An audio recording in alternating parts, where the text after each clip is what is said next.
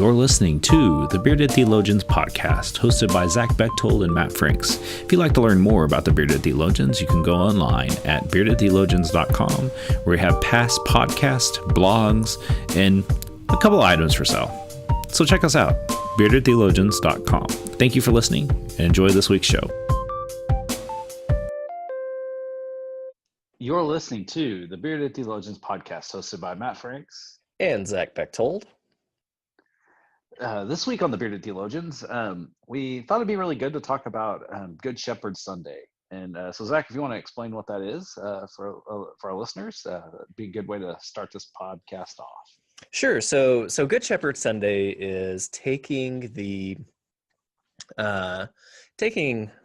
really Scripture, what Jesus said about being the Good Shepherd, and putting it into meaning, putting it into place, bringing it into really what we do, and celebrating that.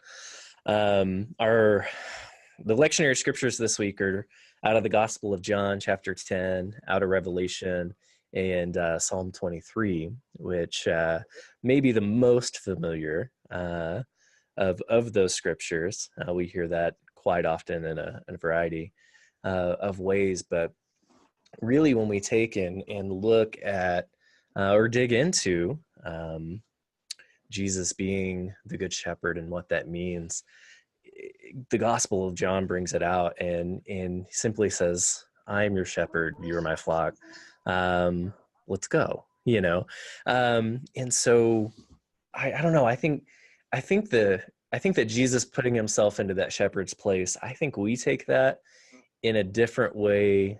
I think it means something different, but it's certainly different in context, because shepherds weren't highly regarded people back in the day. They were pretty low on the totem pole of folks. They were dirty and smelly, and they lived for days, weeks, and months out in the field with protecting their flock. And I think it's not a status thing, but it's Jesus saying, here's who I am. Here's what I'm going to do.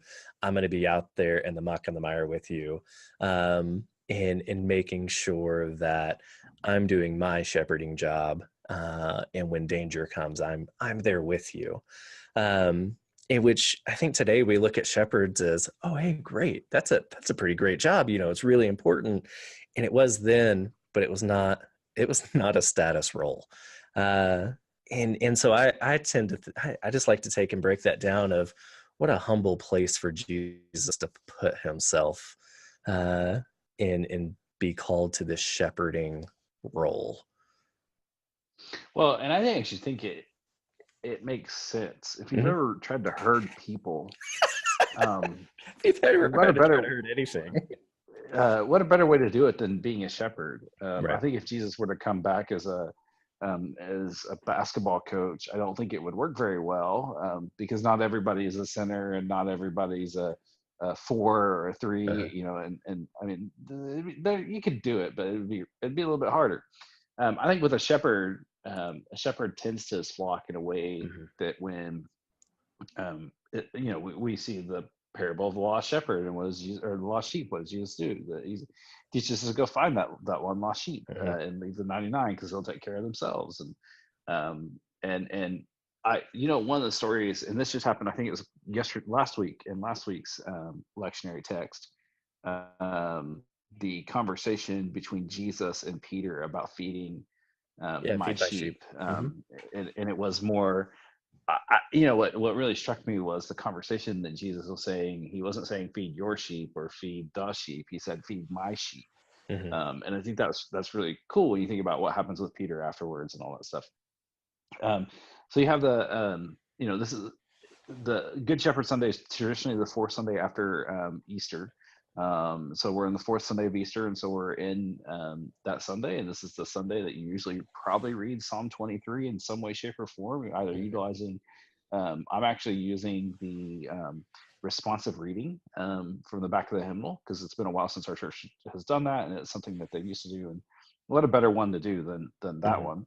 I know in the Revelation reading, we get a sense of God as being the shepherd, tending to the sheep and wiping away the tears and providing for them, making sure that there's no hungry or no one hot and all that stuff.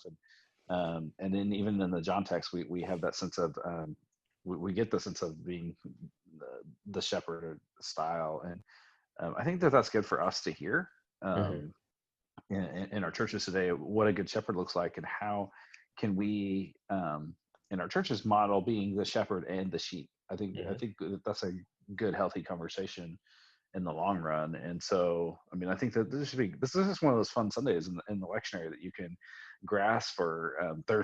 If you can't find anything to preach on this Sunday in the lectionary, you might want to reconsider your job, because I mean, this is one of those good Sundays where you could definitely do some really cool things with it.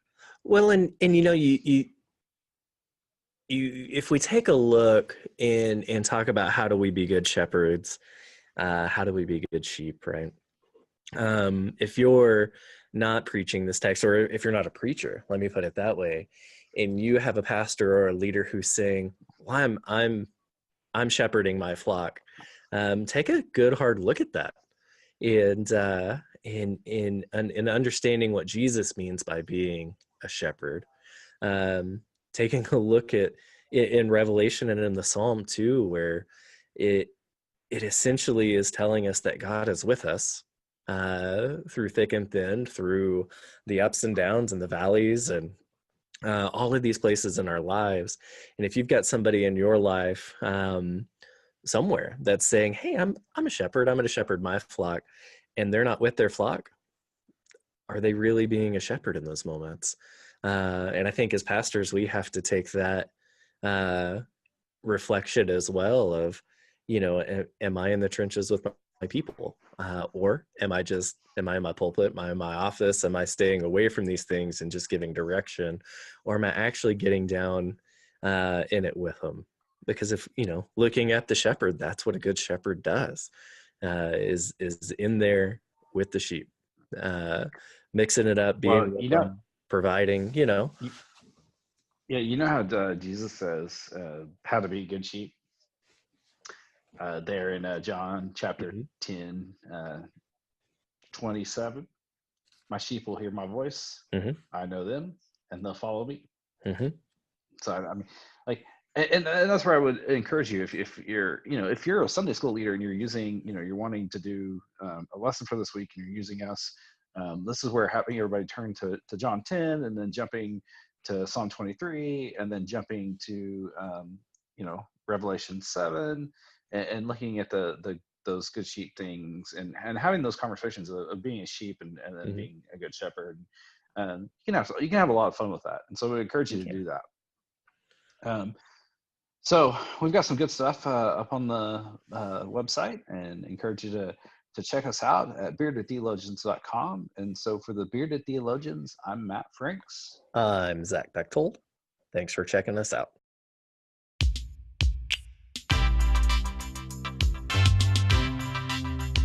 We hope you've enjoyed the conversations that we've had today on the Bearded Theologians Beardcast, and we'd encourage you to continue those conversations online at beardedtheologians.com or on our Facebook page. We also hope that you pick up a couple of coffee mugs to satisfy your coffee mug collection. Have a good day.